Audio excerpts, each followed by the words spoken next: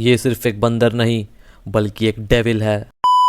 सो Godzilla x Kong का trailer drop होने के बाद मॉन्स्टरवर्स फैंडम में हलचल ही मच गई। हम सब एक्साइटमेंट के मारे पागल हो चुके हैं, साथ ही साथ बहुत ज्यादा क्यूरियस भी, क्योंकि ट्रेलर के डिटेल्स को एनालाइज करने के बाद हमारे माइंड में काफी सारे क्वेश्चंस खड़े हो गए हैं, जैसे कि ये अकेला मॉन्स्टर सारे कॉन्ग्स को मारने के पीछे कैसे रेस्पॉन्सिबल है, ये ब्लू गड्ढे कैसे बन रहे हैं जहाँ से मॉन्स्टर्स निकल रहे हैं, ये सीढ़ी क्या है और कहाँ को जाता है, और गॉडजिला ऐसे पिंक कलर का कैसे हो गया। तो चलिए कोशिश करते हैं कुछ सवालों के जवाब ढूंढने का। सबसे पहले बात करते हैं फिल्म के एंटागनिस्ट स्कार किंग का। अब ऑफिशियली हमें स्कार किंग के बारे में बहुत कुछ नहीं पता, क्योंकि ये मॉन्स्टर टोहो के ओरिजिनल गॉडजिला फ्रेंचाइज में नहीं था, बट हमें एनालाइज करके पता चलता है दैट स्कार किंग काफी पुराना काइजू है जो रेस्पॉन्सिबल है कई सारे मॉन्स्टर्स को मार कर हॉलो अर्थ पे राज करने के लिए। अब सवाल ये है कि इसकी एबिलिटीज क्या हैं? तो अगर इसके एबिलिटीज की बात करें तो इसके पास काफी सालों का फाइटिंग एक्सपीरियंस है, ये आउटस्मार्ट कर सकता है किसी को भी बैटल में। एज एन ओरेंगुटान स्पीशीज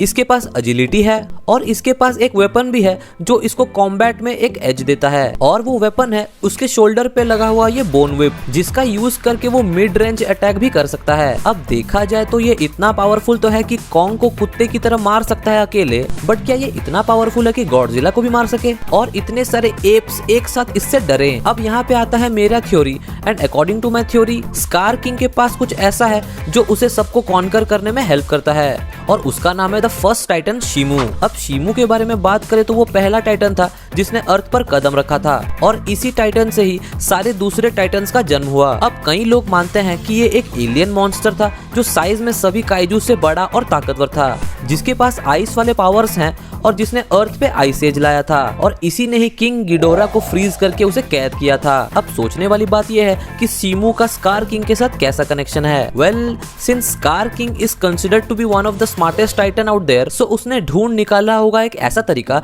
जिससे कि शिमू को कंट्रोल किया जा सके, और शायद वही तरीका है ये सीढ़ियां। ट्रेलर ब्रेकडाउन में मैंने इसे एक पाथ टू डिवाइन एनर्जी कहा था, पर लग रहा है कि ये जाता है एक ऐसी जगह को जो सिमिलर है एक्समैन वाले सेरिब्रो से। सिंस मॉन्स्टर वर्स में सिर्फ मॉन्स्टर्स ही नहीं बल्कि सुपरनैचुरल चीजें भी एग्जिस्ट करती हैं, सो मेरे हिसाब से ये प्लेस एक ऐसा एनर्जी नेटवर्क है जिसे एक्सेस करके कोई एक साथ सारे ही टाइटन से कनेक्ट कर सकता है, कम्युनिकेट कर सकता है, इवन कंट्रोल भी कर सकता है। तो शायद ऐसा हुआ था कि इसी चीज को एक्सेस करके ही स्कार किंग ने कंट्रोल पा लिया होगा शिमू पर, और उसी का हेल्प लेकर उसने मॉन्स्टर्स पर जीत पाई होगी, अपने दुश्मनों को मार डाला होगा और पूरे अर्थ पर आइस एज करवा दिया होगा, and in the mean time वो खुद हॉलो अर्थ पे चला गया और वहां राज करने लगा। सिंस सारे मॉन्स्टर्स अवेयर हैं दैट स्कार किंग शिमू को समन कर सकता है, सो सभी उससे डर कर उसके आगे झुकते हैं और वो खुद अकेले हॉलो अर्थ पर राज करने लगता है। एंड शायद ह्यूमंस को इस बारे में पता चल जाएगा मूवी के बीच में, सो वो हॉलो अर्थ के सिविलाइजेशन की हेल्प लेकर